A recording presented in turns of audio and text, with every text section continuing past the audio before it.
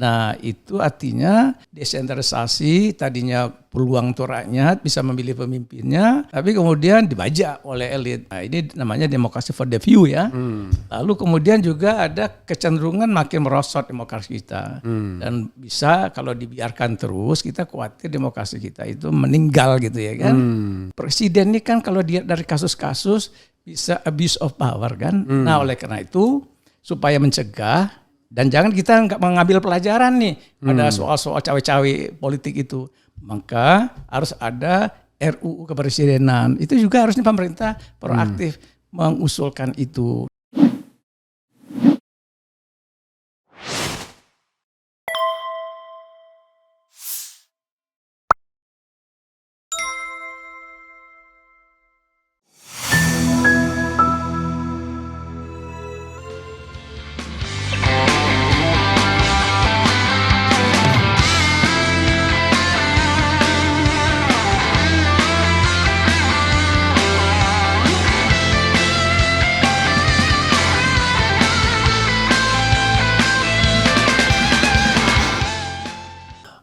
Prof Jo. Ya, oke, silakan lanjut. Saya ingin membuka, Prof Jo punya bahan presentasi ya, biar kita lebih terarah ya. Jadi mulai dari pertama, jadi biar kita apa-apa yang belum diindikan. Ini judulnya adalah bahaya Pilkada Serentak Nasional 2024 kemerosotan demokrasi lokal. Oleh Profesor Johermansyah Johan, Guru Besar IPDN. Ya. IPDN itu adalah Institut Pemerintahan Dalam Negeri ya, Dirjen Orda 2010-2014. Kemudian bahan disampaikan pada webinar. Oh, itu nggak penting itu.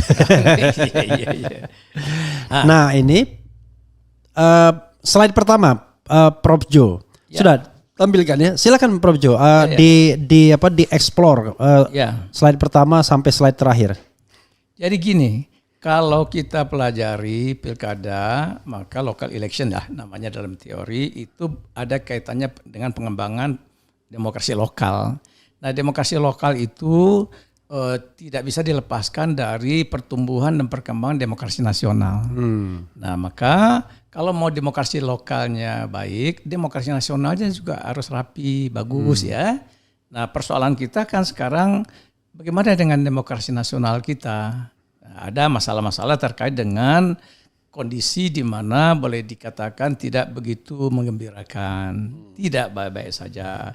Itu membuktikannya sederhana. Coba lihat demokrasi kita lebih berkutat pada demokrasi prosedural. Kapan kita nyampe ke demokrasi substansial?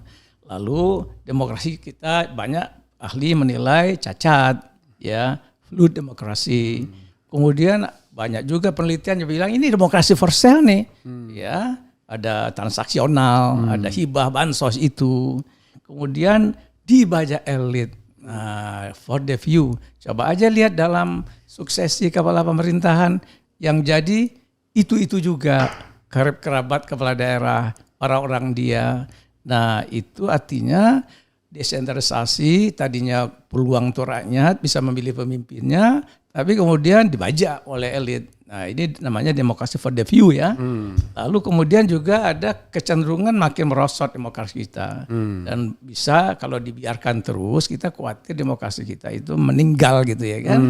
Nah inilah yang menjadi perhatian. Sehingga dengan demikian kita harus melakukan konsolidasi demokrasi. Ya. Sehingga dengan demikian baru kita bisa menuju ke katakanlah mau cita-cita Indonesia emas 2045 ya. Nah, sederhananya lagi kalau kita mau pertajam buktinya di mana? Lihat aja indeks demokrasi yang anjlok terus. Lihat saja indeks korupsi kita, lihat saja indeks perizinan dan lain-lain sebagainya. Ini concernnya. Nah, jadi karena itu maka memang harus ada perbaikan pada demokrasi di nasional ya. Kan juga udah dikeluhkan oleh presiden terpilih kan. Demokrasi Indonesia ini very costly. Costly. Kan? Very costly kan gitu dibilang. Kemudian juga demokrasi itu Messi, ya.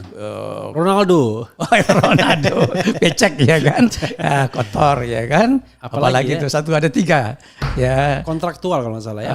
Bukan, apa bukan. istilahnya? Ya itu. Iya. Jadi itu kan keluhan. Tapi kita berharap jangan hanya sekedar keluhan, perbaikan kebijakan. Ya. Nah, beliau kan nanti akan memimpin pemerintahan nih setelah dilantik 20 Oktober. Nah, itu pandangan-pandangan seperti itu baiknya dituangkan dalam perbaikan kebijakan. Nah, itulah perbaikan kebijakan tentu juga bertahap ya. Dan dilaksanakan kebijakan itu. Nah, itu dia dan merembes sampai ke daerah. Jadi kunci saya antara lain simpelnya perbaikan regulasi pilkada, perbaikan regulasi nasional tentang partai politik. Misalnya undang-undang parpol ini sejak 2012 kayak betul-betulin masih usang. Kemudian presiden ini kan kalau dia dari kasus-kasus bisa abuse of power kan. Nah oleh karena itu supaya mencegah dan jangan kita nggak mengambil pelajaran nih pada soal-soal cawe-cawe politik itu.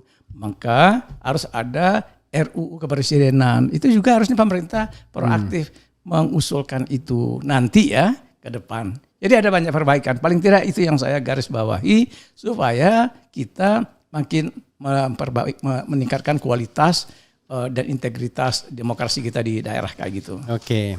Nah, lalu kita harus juga paham kalau kita Slide kedua nih ya. Ya, slide kedua. Oke. Kita kan mau membuat pilkada dulu itu. Cita-citanya apa? Cita-citanya supaya ada pendalaman demokrasi. Deepening Indonesian demokrasi nggak hanya main di nasional. Pilpres 2004 dulu kan. Yeah. Nah, kemudian juga mulai 2005 kita berpilkada langsung. Oke. Tapi juga jangan hanya kita sibuk urusan demokrasi politik atau desentralisasi politik, kesejahteraan dan ekonomi rakyat juga harus diperbaiki. Nah, itu yang juga ternyata yang terjadi oligarki ya yang kaya gitu ya kan. Dompetnya rakyat nggak begitu tebal. Lalu juga odanya juga harusnya makin makmur. Nah, itu yang kita lihat odanya itu makin merana juga sekarang ini karena banyak kewenangan-kewenangan diambil alih oleh pusat. Nah, itu artinya pilkada ini yang tujuan cita-citanya membuat percepatan pembangunan di daerah dan pelayanan publik yang lebih baik dan demokrasi yang lebih sehat itu menjadi berkurang atau belum sampai lah gitu. Kan. Nah, ini harus kita betulin ke depan. Nah, caranya bagaimana? Ini saya lanjut ke melihat masalahnya dulu. Slide nomor 4 masalah-masalah aktual pilkada. Oke, slide 4 ya. Slide 4 itu masalahnya apa? 1, ongkos kandidat mahal. Tadi kan sudah kita bilang tuh. Mahal bagi calon, mahal bagi biaya penyelenggaraan yang ditanggung dari anggaran negara. Terjadinya pecah kongsi, udah capek-capek kita milih mereka. Nah, itu ada data 94% pecah kongsi. Yang 6% aja yang sehat-sehat, yang baik-baik aja, akur-akur aja antara bupati dan wakil bupati dan seterusnya. Lalu juga makin kentalnya politisasi birokrasi, termasuk BUMD kalau di daerah. Zaman pilkada sekarang itu ASN nggak nyaman karena suka dilibatkan. Nah, ini kan tidak terjadi pada negara yang birokrasinya udah maju, birokrasi yang world class katakan gitu ya. Itu akan tidak tahu menahu dengan urusan lokal politik itu. Mereka stick pada sebagai pelaksana kebijakan. Nah, kita enggak diseret-seret. Nah, malah sekarang katanya boleh ikut kampanye ya pegawai negeri ASN atau hadir di kampanye. Iya kan? Nah, itu gimana cara ngaturnya? Nah, nanti kalau PJ dorong dia supaya hadir gimana? Di dalam suatu kampanye calon tertentu. Jadi ini tidak sederhana. Lalu yang juga tumbuh kembang sangat sangat kurang elok itu adalah politik dinasti, politik kekerabatan. Data menunjukkan semakin bertambah jumlahnya 2 atau 3 kali lipat ya dibanding dengan awal-awal kita mendeteksi soal politik dinasti tahun 2014. Nah, ini kan nggak baik. Lalu biaya pilkada, mengurus APBD. Itu kalau pilkada karena ditanggung oleh APBD, habis itu duitnya. Sehingga pelayanan publik terganggu, pendidikan, kesehatan turun anjlok biayanya. Nah, itu juga harus diperbaiki. Mengapa pilkada itu tidak ditanggung dari APBN saja? Ya kan kayak pemilihan pileg lah. Pileg itu kan ada pemilihan DPRD. Itu kan yang bayarkan APBN. Nah, lalu soal perilaku pemilih. Nah, ini ya. voting behavior kita. Doyan sama pansos pemilih-pemilih kita itu dikasih gentong babi itu ya kan. Demen banget tuh. Karena perilaku pemilih kita itu suka dapat hadiah. Nah jadi itu hadiahnya. Dimanfaatkan betul. Padahal itu uang dia juga kan. Uang rakyat lah katakan gitu. Dan pilkada serentak ini apa akan menjamin suatu pemerintahan efisien efektif yang tidak koruptif? Nah, tanda-tanda besar ya. Ya. Nah, jadi itulah masalah aktual kita. Kalau mau jujur Prof ya, Ya. menurut Prof, apakah pilkada serentak itu jawaban atau bukan? Yang serentak 27 November nanti. Ya itu kan lebih kepada menyamakan waktu pemilihan pemungutan suaranya. Sama 545 daerah otonom kita, ya kabupaten, kota, provinsi hari yang sama coblosannya. Kemudian maksudnya juga nanti pelantikannya juga hari yang sama.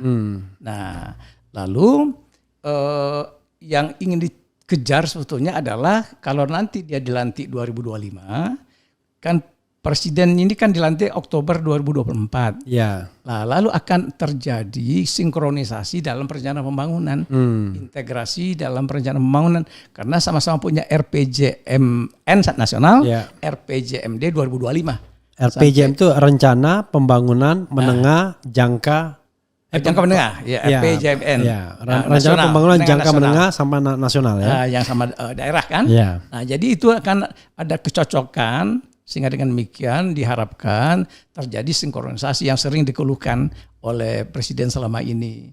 Tapi yang jadi pertanyaan apakah teratasi persoalan-persoalan tata kelola pemerintahan? Apakah teratasi soal pecah kongsi? Apakah teratasi soal politisasi birokrasi dalam proses penyelenggaraan calon tunggal dan sebagainya kan nggak teratasi. Nah kemudian juga kalau sudah menang, apakah juga kemudian langsung bisa ada perbaikan pelayanan publik dan kesejahteraan masyarakat? Kan celah fiskalnya kecil rata-rata daerah itu. Jadi uang daerah itu mereka yang kampanye sekarang kan keluar-keluar tuh nanti kalau saya menang akan melakukan ini. Ya dia tahu ketika dia buka APBD itu cuman celah fiskalnya 5%, 7%. Habis jangankan daerah, nasional aja gitu. Itu dia. Kalau saya menang, saya kasih susu dan makan gratis ya kan? Iya. Karena saya sudah selesai dengan diri saya sendiri. Ternyata begitu buka APBN, celah fiskalnya nggak ada. Lokal juga lebih berat lagi. Lebih parah. Iya, lebih berat. Nah, jadi itu kan juga nggak terjadi. Nah, jadi akhirnya apa?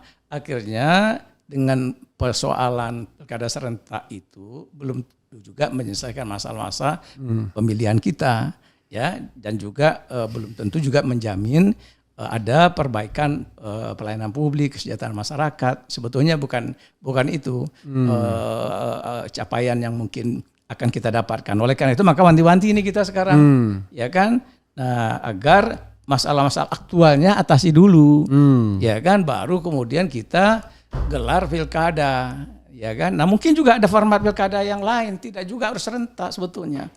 Ada format begini, belah itu pilkada itu national, jadi local election dan national election. Jadi national election sekarang di 2004, tapi local electionnya 30 bulan ke depan katakan begitu. 2 tahun setengah ya. Sehingga itu akan bermanfaat untuk mengevaluasi bagaimana pemerintahan di nasional dan itu address enggak. Kalau tidak addressing kepada apa yang dikehendaki masyarakat, dia akan tidak berhasil untuk mengenai kontestasi nanti di 30 bulan ke depan. Jadi ini masih ada cara-cara yang lain yang harus dipertimbangkan. Cuma Prof, yang namanya local dan national election ini kan sebenarnya kan sudah merupakan masukan dari banyak pakar dan civil society. Betul. Tapi partai lagi-lagi nggak tertarik. Karena kalau dia misalnya cuma national election, dia nggak punya kuda Troya di daerah. Iya itu dia. Dia maunya gandengan ya. Iya. Langsung. Kalau gitu ya sistem pemilunya aja diubah mestinya ya. Nah, itu juga proporsional tertutup daripada dia pakai lonely di situ kan. Itu dia. Oke, itu another story. Nanti betul.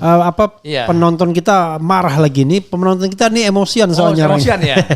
Nah, jadi gini aja deh. Maka kalau kita lihat ke depan bagaimana kita meneropong pilkada serentak nasional ini, yang tadi kan salah satu alasan kalau kita bikin pilkada serentak nasional juga akan lebih murah ongkosnya, efisien. Nah ini ada data saya nih, mahalnya ongkos penyelenggaraan pilkada. Oke. Nah ternyata bukannya makin mahal, dengan kita bikin satu itu juga ongkos makin naik. Oke. Nah ini ada data. Di slide berapa, Prof? Nah ini di slide yang Judulnya adalah mahalnya ongkos penyelenggaraan pilkada. Oke. Mahalnya biaya kandidat, bukan ya? Kan terus. Nah, mahalnya ongkos penyelenggaraan pilkada. Ini ada data 2015 berapa ongkosnya di 269 daerah. Ini waktu itu bergelombang nih. Ketemu slide-nya. Slide berapa tuh, Pak? Mahalnya ongkos mungkin 8 atau 9 atau 10. 8 atau 9. Ya, oke, silakan. Mahalnya ongkos penyelenggaraan pilkada. Kita kan sudah menggelar pilkada serentak ini bergelombang nih. Gelombang yang pertama 2015 dulu. Sebanyak 269, anggaran 7T. Kemudian kita gelar lagi gelombang kedua 2017. Itu di 101 daerah 5,9 T atau hampir 6 T. Maaf, yang mana, Prof? 2018 kita juga gelar pilkada itu. Nah, ketemu kan? Terus aja, Prof. Ketemu juga kan 2018 itu naik tuh. Jumlahnya 171 daerah otonom, serentaknya barengan, tapi ongkosnya 15 T. Lalu 2020 nih yang terakhir ya, di 270 daerah menjadi 20 T. Nah itu dulu 2015 biayanya cuman 269 daerah atau hampir 270 itu 7 T. Tetapi di 2020 yang jumlah daerahnya 270 jadi 20 T. Hampir 3 kali lipat naik. Nah yang terakhir ini nih data yang saya baca. Ketemu Jido? Oke. Ya. Data yang saya baca, pilkada serentak nasional 2024 itu mencapai 27 T. Jadi costly nih. Apalagi harus bayar dengan uang APBD. Oke. Nah itu yang juga harus kita betulin. Misalnya salah satu usulan saya, tolonglah pilkada ini dibebankan pada APBN, jangan pada APBD. Karena yang menyelenggarakannya kan KPU. Refli kan tahu KPU itu bersifat nasional, tetap dan mandiri. Nah, nasional dong taruh uangnya di situ.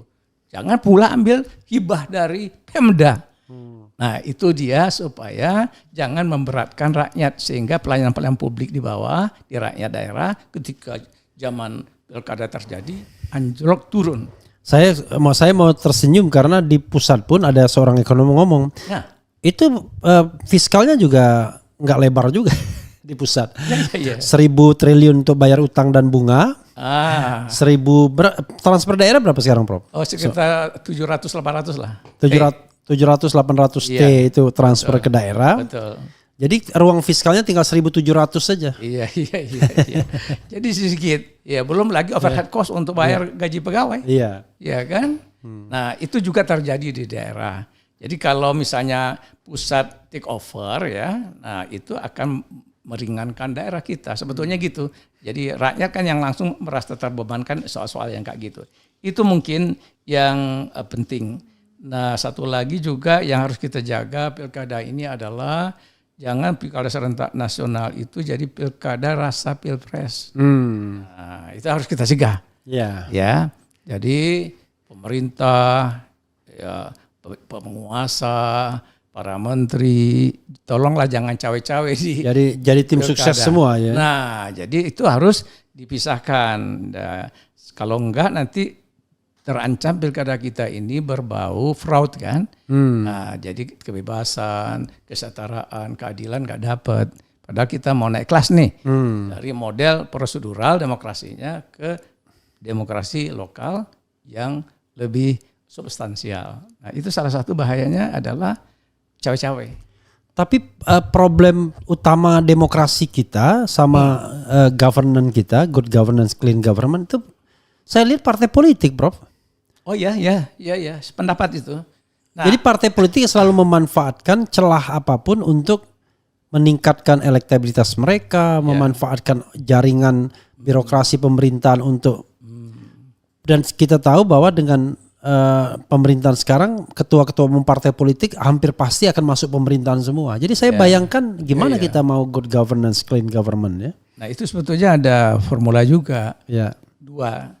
Dari segi pendanaan harus dibuat partai politik itu memiliki sumber dana yang cukup ya. Nah caranya bagaimana? Jangan kasih subsidi yang kecil-kecil kayak gitu, satu suara cuma 1.000 perak nah, kepada partai supaya dia mampu membiayai operasional partai.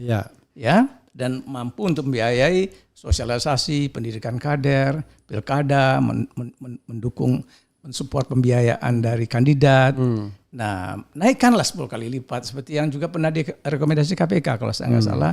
Naikkan jadi dari 1.000 jadi 10.000 kayak jadi 20.000 per suara ya. Itu untuk membuat partainya dari segi keuangannya lebih mandiri. Yang kedua, sebetulnya dari segi perbaikan partai, saya lebih cenderung penataan yang terkait dengan posisi ketua umum partai yang ketika menjabat atau ketua partai di daerah ya, ketika menjabat ketua partai kalau dia sudah menang jadi bupati, wali kota, gubernur, dia harus mengundurkan diri dari ketua. Jadi dia cukup menjadi anggota saja supaya nggak ada konflik of interest dengan posisi sebagai kepala daerah. Jadi sebagai kepala daerah dia mengayomi seluruh rakyatnya termasuk seluruh partai politik yang ada di situ. Nah itu juga mestinya harus ada regulasi, tidak boleh rangkap jabatan antara kepala daerah dengan ketua partai di daerah itu. Termasuk menteri. Kalau bisa naik juga ke nasional kan? Soalnya Prof tadi kan bilang semua dibiayai oleh negara untuk pengeluaran partai politik. Tapi kan tidak, it doesn't mean penyalahgunaan jabatan itu tidak terjadi. Iya. Kunjungan ke daerah, menteri tetap saja biasanya ketemu kader-kadernya duluan. Apa ya? Saya pernah punya pengalaman tuh. Oh gitu. Ke daerah, ya kan? Seminar oleh ketua umum partai politik yang kebetulan menteri. Seminarnya itu baru dibuka jam setengah 10 malam. Oh, tugas dulu. Karena dia keliling dulu untuk bertemu kader dia. Oh iya. Dan giliran saya presentasi setengah 12 malam. Alhamdulillah tinggal berapa gelintir orang. Udah tidur orang ya kan. Jadi urusan partai dulu, maka kan jalan keluarnya itu bagus. Begitu Anda jadi pejabat publik ya, menteri kayak kepala daerah kayak, maka Anda harus mundurkan diri dari jabatan kepartaian supaya dengan demikian Anda tidak konflik of interest. Jadi dia nggak perlu lagi kalau dia nggak merangkap ketua umum partai, maka dia akan bebas untuk bisa menjalankan tugas full profesional menterinya sebagai pembantu presiden. Tapi tidak akan terjadi sekarang. Belum lah. Tapi itu sebagai satu pemikiran karena perlu kita dorong.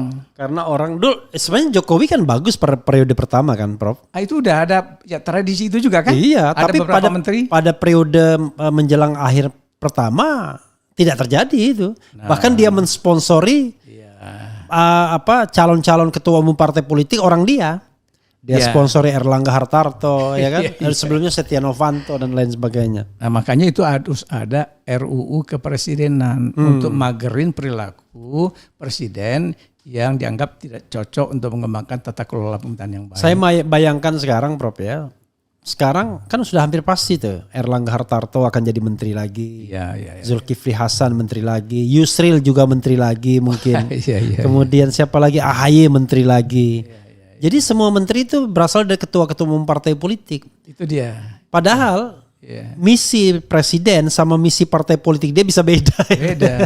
Beda kan? Nah, jadi katakanlah kalau memang belum bisa kita sentuh di tingkat nasional, kita mulailah dari tingkat lokal. Itu yang saya usulkan. Jadi bupati, wali kota, gubernur ini hasil pilkada serentak nasional 2024 dibuat pengaturan supaya mereka lepas jabatan kalau dia ketua umum. Bahkan kecenderungan sekarang ada orang yang nggak menjadi ketua partai nih karena dia dari birokrasi atau apa. Nah, ketika dia jadi kepala daerah dipilih. Memang begitu. Karena itu adalah untuk sumber fundraising. Jadi itu kan buruk kan praktek itu. Maka ayo kita mulai dari level yang agak kurang banyak persoalannya atau tidak begitu seperti nasional ini rumit, mulai dari tingkat lokal. Jadi pelajaran dari lokal untuk nasional itu dia maknanya.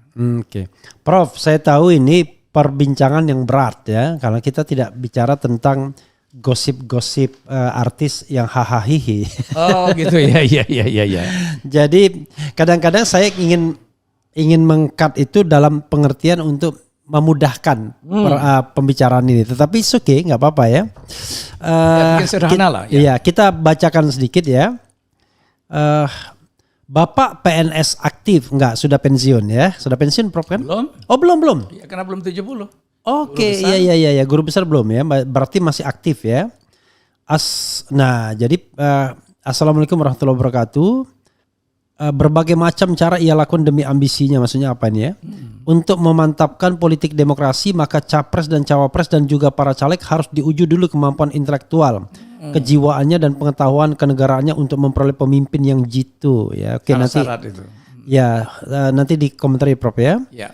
Kemudian perbincangan yang seru kepada yang terhormat Presiden terpilih Jenderal Haji Prabowo Subianto. Bapak bilang pemilu kita melelahkan dan mahal. Oh, itu dia. Iya, kalau tiring. Tiring, lah satu lagi. Iya, tiring. Tiring, ya.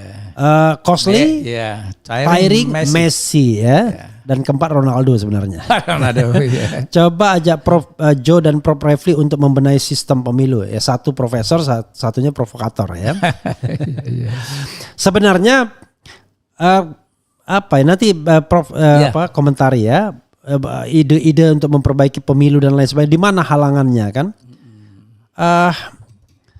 Saya tidak bosan kok, sama menariknya sama nonton drakor. Lumayan lah kalau menariknya kan. Indeks demokrasi itu parameternya apa saja? Tahu turun tapi apa parameternya ya? Kemudian dinasti politik di Indonesia semakin ugal-ugalan ya. Kalau seperti dinasti Kennedy atau minimal dinasti Gandhi dan Bhutto di India dan Pakistan, mereka berbobot masih nggak apa-apa. Itu meritokrasi ya dari situ ya. Sistem proporsional tertutup itu apa ya Pak? Maaf orang awam nih biasa nonton drakor. Waduh. Kita nggak bisa satu-satu Prof. Nanti in general aja ya. Presentasinya level tinggi ya. Sulit bagi saya hehehe ya. Kemudian saya setuju jika kedepannya parpol dibiayai oleh negara saja biar tidak disandra oligarki. Asal ada sistemnya supaya nggak korup ya. Muter-muter yang bisa bikin peraturannya siapa? Presiden. Tapi harus disetujui DPR, tanda tanya. Ya memang karena itu kita meminta mereka untuk sadar diri kan. Silakan Prof. Waktu memang tidak banyak lagi. Sekaligus wrap up dan closing statement. Silakan. Ya. Jadi poin kita sebetulnya kan adalah menyongsong Pilkada Serentak Nasional 2024. Kita ingin pilkada ini lebih berkualitas, lebih berintegritas. Kita tidak ingin ada politik gentong babi. Kita tidak ingin ada cawe-cawe, ada bagi-bagi bansos ya oleh pemerintah atau penguasa di daerah itu, dan ada bagi-bagi hibah. Lalu kita ingin juga pencalonan itu betul-betul pencalonan untuk mengakomodasi putra-putra terbaik di daerah. Jadi jangan pencalonannya modelnya ada spoil ya, cara-cara tertutup. Nah harus berbasis prestasi kan tadi, meritokrasi. Nah itu juga kembali dinasti yang sehat kayak dinasti Kennedy itu mereka sekolah, mereka berpengalaman, bekerja malang melintang dulu. Keren. Iya, jadi enggak langsung ujuk-ujuk. Cuman nggak jelas, cuman jabatan apa-apa tiba-tiba beberapa hari jadi ketua umum partai misalnya kayak gitu ya, kemudian bisa maju dan sebagainya. Nah karena fasilitas dan ketokohan pamor dari orang tua, nah itu kan tidak berbasiskan meritokrasi. Lalu juga perbaikan daripada pembiayaan supaya jangan mahal-mahal. Kalau biayanya mahal, takutnya dia nanti koruptif. Begitu menang kembaliin modal. Nah ya caranya apa? Nanti bisa salah gunakan perizinan, kemudian juga misalnya pengadaan barang dan jasa. Itu kan kasus-kasus di OTT KPK. Nah harus kita turunkan pembiayaan itu supaya lebih murah. Nah oke lah, katakanlah kita masih mengadopsi pemilihan langsung. Ya kan? Kalau belum mau asimetrik ya, itu mungkin pemikiran ke depan. Jadi yang pemilihan langsung ini dengan biaya yang lebih murah, misalnya untuk penyelenggara APBN yang ikut mendukung ya penuh, jangan dari APBD supaya tidak anjlok pelayanan publik atau pelayanan masyarakat. Dan untuk kandidat itu ya diberi bantuan keuangan oleh negara lewat KPU nih. Saya juga begitu. Jadi di samping partainya diberi bantuan operasional, subsidi partai, kandidat nih. Kayak kita nih misalnya Refli mau maju nih, itu ada dukungan pembiayaan yang akan diberikan dengan jumlah tertentu lewat pintu KPU ya. Nah itu harus kita juga mulai mengadopsi ya, karena itu akan membuka peluang orang untuk bisa membiayai. Kalau enggak orang-orang bagus nggak bisa masuk untuk running. Akibatnya kita nggak dapat pemimpin pemerintahan daerah yang berkualitas, yang melayani masyarakat, serving to the people, bukan serving to the oligarchs. Ya kan? Nah itu yang harus kita perbaiki ke depan. Jadi poin saya adalah perbaikan pilkada ini penting karena akan meningkatkan kualitas demokrasi lokal untuk juga men-trigger perbaikan demokrasi di tingkat nasional kita. Oke, luar biasa. Prof, yang namanya pikiran, kata Rocky Gerung adalah pikiran kalau dia bisa didebat, ya kan? Oh, iya. Tapi kalau tidak bisa didebat itu namanya bukan pikiran. Apa namanya tuh? Itu namanya perintah. Arahan, ya kan? Jadi yang namanya pikiran itu ya memang harus, sebenarnya gini, yang paling menarik adalah kalau kita punya keleluasaan untuk saling bertukar pikiran dan kemudian kita jumping ke bisa meeting to conclusion. Wah itu luar biasa. Misalnya, wah saya tadi setuju tuh, Prof bilang, oh wakil nggak boleh otomatis. Nah itu kan hal yang menarik tuh kalau kita bicara mengenai, karena memang mudaratnya banyak tuh kalau wakil bisa menjadi langsung. Tapi karena waktu memang akhirnya waktu juga ternyata waktu karena ini memang ada halangan, bukan halangan, ada kewajiban. Iya, Jumatan. gitu. Tapi sebelum berakhir, saya ingin sentil-sentil sedikit, Prof. Ada soal KPU, ya kan? KPU kita ya. Iya kan? Ya. Bayangkan, ini ada ketua KPU yang dipecat, bahkan sudah di warning berkali-kali oleh DKPP. Iya. Dan akhirnya dipecat juga. Kok bisa? Sebagai orang yang pernah jadi konsultan KPU, apa komentar Profesor? Jadi ini ada persoalan pada integritas komisioner kita. Nah, jadi bagaimana kok bisa dapat komisioner yang lemah integritasnya itu, termasuk tidak beretika itu ya, tidak menghargai, tidak menghormati sopan santun, kepatutan dan ketidakpatutan. Ini ujungnya di belakangnya itu maksud saya lebih dahulu adalah seleksinya. Jadi perbaikan pada seleksi komisioner kita ke depan harus ada. Dan yang kedua tidak hanya perbaikan pada seleksi, tapi juga penguasa pemerintah ini juga harusnya menjamin pemilu yang sifatnya anggotanya itu adalah mandiri, independen. Jadi jangan dikapling-kapling atau dibagi-bagi, ini KPU ini belah, ini ada kelompok ini, kelompok itu. Kan itu yang terjadi itu. Sampai ke bawah itu. Ya, ada kelompok aliran politik, ada kelompok NU, ada kelompok organisasi Muhammadiyah, ada kelompok GMNI, ada kelompok HMI, pemuda Katolik segala macam. Nah, itu nggak boleh. Jadi siapa yang menyeleksi? Saya usulkan nggak pakai model seleksi yang sekarang. Namanya panitia negara. Oke. Nah, jadi panitia negara ini bukan pemerintah doang, tapi tokoh yang berkelas di tingkat nasional ini oleh presiden dipercaya menseleksinya. Jadi bukan orang kampus, orang itu bukan, tapi orang yang berkelas menjadi negarawan. Kita tahu dia itu adalah panitia negara, 5 orang aja cukup. Nanti didukung oleh birokrasi untuk sekretariatnya. Itu perbaikan supaya mendapatkan komisioner yang baik ke depan. Jangan model ini lagi, dan pemerintah tidak boleh ada cawe-cawenya. Begitu. Iya, saudara sekalian. Jadi sebenarnya ya, sayang waktunya ya, banyak hal yang bisa kita diskusikan. Memang ini pembicaraan berat pastinya ya. Kita nggak bicara tentang Nagita Slavina Marcel Widianto, jadi politik ya. Tapi kita bicara mengenai arrangement bagaimana membuat negara ini lebih baik. Tapi kuncinya satu memang akhirnya. Apa tuh? Ya presidennya mau apa enggak? Kalau presidennya part of problem, bagian dari masalah, ya nggak bisa. Saya mencontohkan misalnya, setelah terpilih kemarin waktu Jokowi 2019, dia harus bikin panitia ahli, saya bilang, untuk mengevaluasi undang-undang bidang politik, yang less politik. Betul. Ya kan? Tapi nggak akan dilakukan karena dia menjadikan itu sebagai bargaining dia gitu.